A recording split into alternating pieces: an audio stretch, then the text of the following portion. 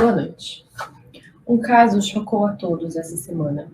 Profissionais de um posto de saúde localizado na cidade de Socorro receberam insulina no lugar de vacina contra a Covid-19. O caso, infelizmente, já ocorreu outras vezes, como vocês podem conferir na reportagem a seguir. A Unidade Básica de Saúde Coronina, de um município de pequeno porte, do interior do Paraná, responsável pelo atendimento de 4.000 famílias, conta com uma equipe de estratégia de saúde da família, sendo referência no município para a saúde do trabalhador, com atendimento em horário estendido até às 8 horas. No período da pandemia de Covid-19, a unidade foi escolhida como ponto de referência para a primeira etapa da vacinação contra a Covid-19. O critério de priorização nessa fase da campanha era ser profissional de saúde. Logo, a unidade ficou como ponto de referência no município. Certo dia na unidade, a enfermeira Rosa recebe a ligação da Secretaria Municipal de Saúde informando que enviará 10 frascos da vacina de Covid-19. Quando o carro da Secretaria de Saúde chegou, a enfermeira Rosa estava fazendo consulta de pré-natal. Então, a técnica de enfermagem Tulipa sai da sala de acolhimento e recebe a caixa térmica com as doses. Retira da caixa e acondiciona dentro da geladeira na primeira prateleira, junto das insulinas. Tulipa informa a Rosa da chegada das vacinas, que ainda estava ocupada com mais 4 consultas de pré-natal, e acaba não indo até a sala de vacinas conferir o recebimento. Ela adiciona a Margarida, então, que é a técnica de enfermagem da sala de curativos, recém-empossada num concurso, para deixar preparadas as doses da vacina de Covid-19 que estão na primeira prateleira. Tulipa, que estava no acolhimento, retorna, pois a fila de pacientes cresceu na sua parada para receber as vacinas. Margarida, então, vai para a sala de vacinas, pega as primeiras doses que encontra na prateleira e inicia a aspiração de 0,5 ml em cada seringa. Prepara todas as doses, pois a enfermeira Rosa combinou com a secretaria de agendar todos os profissionais da saúde para receberem a primeira dose da vacina naquele dia. Após vacinarem 45 profissionais da cidade, restam apenas as doses dos funcionários da unidade. Margarida aplica a vacina na Rosa e Tulipa, que logo após começam a passar mal. Umas acreditam ser a reação da vacina. A unidade recebe várias ligações de profissionais que receberam a vacina queixando-se dos mesmos sintomas. Rosa acha estranho a grande quantidade de reações da vacina e Margarida fica preocupada e olha os frascos, identificando que, na verdade, todas as doses preparadas foram de insulina. Revoltante. Bom, agora nós vamos conversar com a nossa repórter Laura Bernardes, que está em frente ao UBS Vila Coronina, e irá nos explicar um pouco mais sobre o fato. Boa noite, Laura. Boa tarde, meu nome é Laura Bernardes e agora vou iniciar uma conversa com uma das enfermeiras que receberam a dose de insulina por engano. Como você conta o ocorrido para a gente? Boa tarde, Laura. Bom, na verdade eu sou fisioterapeuta, não sou enfermeira, e eu trabalho em uma UTI Covid, passei o ano inteiro em risco, né, no meio da pandemia, com medo de pegar essa doença, e agora que saiu a vacina, eu vim aqui na UBS Vila Coronina tomar, e assim que eu tomei a injeção deles, eu comecei a passar muito mal, e eu tenho diabetes. Então eu fui parar na emergência, e assim que eu cheguei lá, eu descobri que foi me administrado insulina no lugar da vacina. Então, por causa desse antiprofissionalismo dessas pessoas, eu poderia ter até mesmo perdido a minha vida. E eu espero muito que essas pessoas paguem judicialmente por isso, porque é uma coisa muito séria e que não deve sair em público. Realmente, o ocorrido foi muito sério. Obrigada pelo depoimento e agora vamos prosseguir com a entrevista das enfermeiras e técnicas envolvidas. E agora eu vou conversar com as enfermeiras da UBS Coronina sobre o incidente com as vacinas de Covid-19. Vou começar a entrevista com a enfermeira Rosa, que estava presente no local. E minha primeira pergunta é: por que não foi você que recebeu a vacina e nem fiscalizou a chegada das mesmas? Boa tarde. Primeiramente porque eu estava ocupada realizando o pré-natal e a UBS estava muito cheia e aqui a gente está com um pouco profissional disponível. Então, assim, como faz parte da enfermagem delegar as funções, e eu já tinha ensinado como fazer o aprazamento das vacinas, a administração e a checagem, então eu solicitei para a técnica Tulipa receber as vacinas. Entendi. Muito obrigada pela resposta. E agora eu vou prosseguir a entrevista com a técnica Tulipa. A minha primeira pergunta é: como é que você deixou as vacinas no refrigerador? Boa tarde, Laura. Então, Eu recebi as vacinas e coloquei elas na primeira prateleira, sempre respeitando uma distância entre as vacinas de Covid-19 e as insulinas que também ficaram nessa primeira prateleira. Entendi. Você explicou para a Rosa como estava a disposição das vacinas na geladeira? Não, por conta de ser corrido lá o dia na UBS, eu só falei que estava na primeira prateleira da geladeira. Você recebeu algum treinamento para o manejo das vacinas? Eu até recebi, mas é como eu disse, lá é muito corrido, falta profissionais e tudo mais, então eu acho que esse treinamento ficou um pouco prejudicado. Então, talvez isso tenha feito o que causado esse ocorrido. Entendi. Muito obrigada pelas respostas. Agora eu vou prosseguir a entrevista com a técnica Margarida e vou fazer a primeira pergunta. A Rosa explicou para você a disposição que estavam as vacinas na geladeira? Boa tarde a todos. Sobre a disposição, a enfermeira Rosa me passou que as doses estavam na sala de vacinação, na primeira prateleira. E ela me disse para já deixar as doses prontas. E então, o que eu fiz? Eu fui pegar todas as doses da primeira prateleira e acabei não verificando que as ampolas elas eram muito parecidas, elas tinham a mesma cor, o mesmo formato. Então, eu acabei deixando tudo pronto. Como a gente estava numa correria e eu sou da sala de curativo, eu tive que fazer tudo muito rápido. E acabei deixando as seringas prontas, assim como me pediram. Entendi. Você recebeu algum treinamento sobre a sala de vacina? Não, eu cheguei agora na unidade e ainda não tive nenhum treinamento. A única coisa que me passaram foi somente que as vacinas estavam na geladeira e como a UBS estava muito cheia, não deu tempo de prestar atenção. Falta gente aqui na UBS e acaba acontecendo essas coisas. Como eu sou recém-chegada, eu estava com muito anseio, na verdade, muito medo de trabalhar na sala de vacina, porque as temperaturas são específicas, tem muitos detalhes muito específicos. E a minha área de trabalho, o meu contrato é para trabalhar na área de curativos, que é a área que eu tenho experiência. Entendi. Complicado mesmo. E por que você acha que o erro aconteceu? Então, eu acho que nós tivemos alguns erros somados. Primeiro foi a sobrecarga de trabalho, que a gente está com muita coisa aqui na unidade. Temos poucos funcionários e a má comunicação que acabou acontecendo na equipe.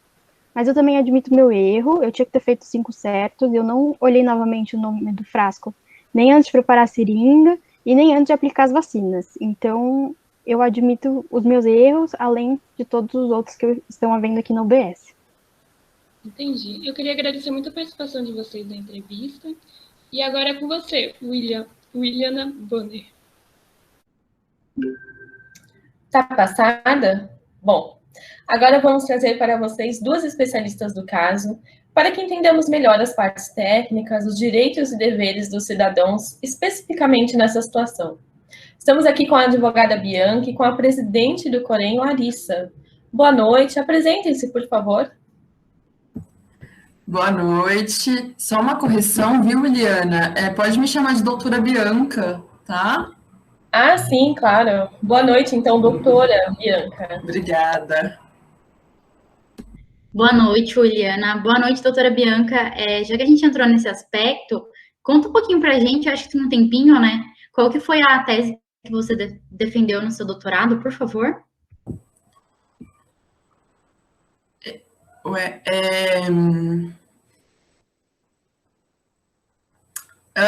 Acho que a gente pode passar, né? Depois a gente dá uma conversada aí sobre isso, né?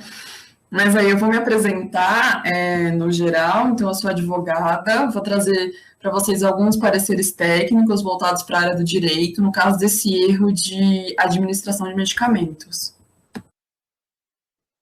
Eu sou a Larissa, a presidente do Corém aqui do nosso estado, e chegou até o meu conhecimento essa situação muito chocante, né, e preocupante, e que a gente deve evitar ao máximo para que isso não se repita. Então, por isso nós temos que ficar atentos, nos informarmos, prevenindo e educando os nossos profissionais. Muito bom. Podemos, então, falar um pouco sobre a Lei do Exercício Profissional de Enfermagem? Qual artigo foi infringido aqui no caso?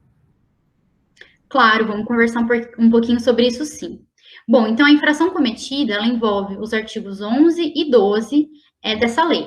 Então, o artigo 11, ele diz o seguinte, né, o enfermeiro, ele exerce todas as atividades de enfermagem, cabendo-lhe de maneira privativa, organização e direção dos serviços de enfermagem e de suas atividades técnicas e auxiliares nas empresas prestadoras desses serviços, planejamento, organização, coordenação, execução e avaliação do serviço de assistência de enfermagem.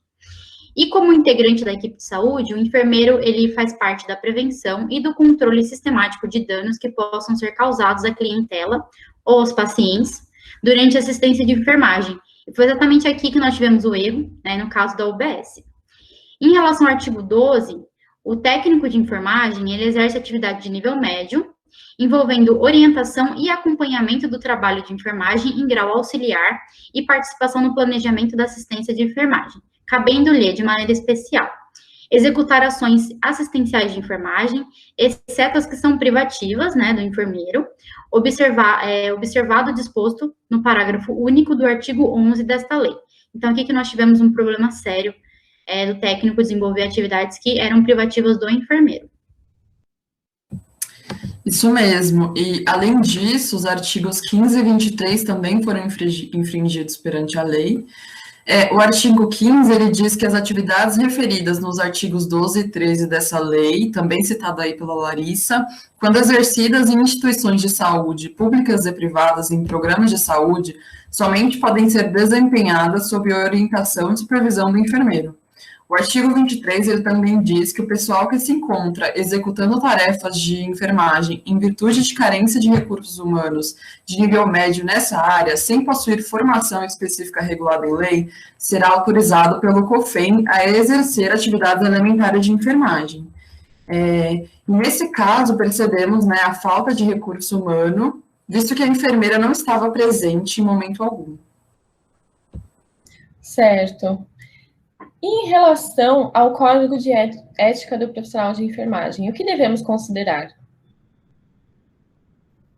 Bom, em relação ao código, né, nós temos 2 capítulos que eu vou apresentar para vocês, devemos considerar, que é o capítulo 1, em relação aos direitos dos enfermeiros, que diz o seguinte no artigo 6º: aprimorar os seus conhecimentos técnicos, científicos, éticos, políticos, socioeducativos, históricos e culturais que dão sustentação à prática profissional.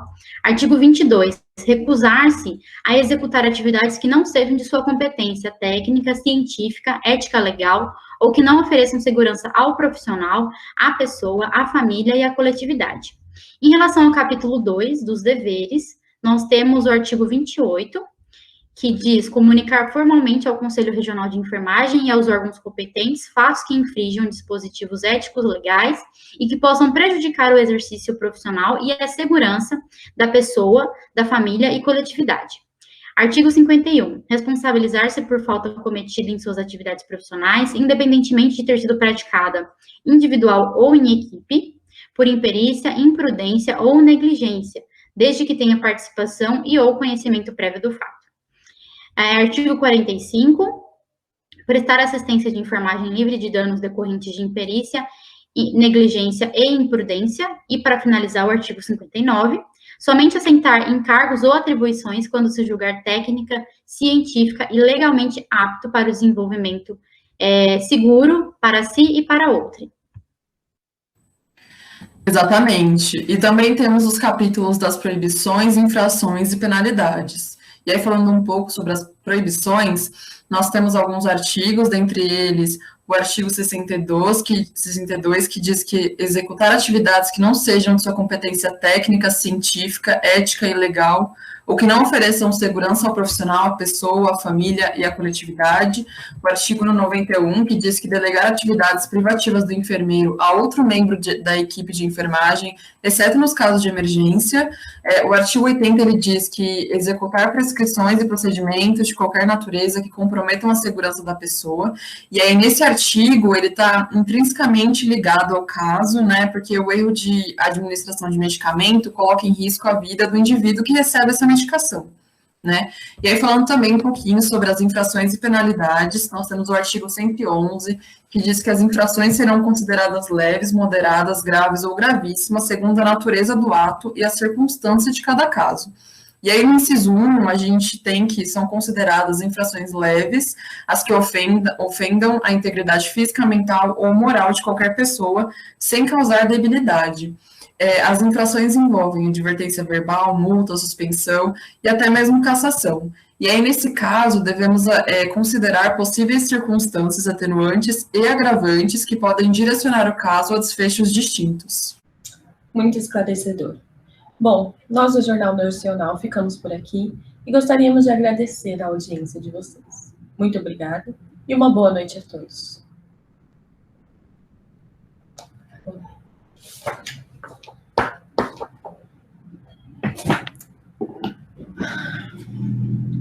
Bom de vir trabalhar de pijama é isso, né?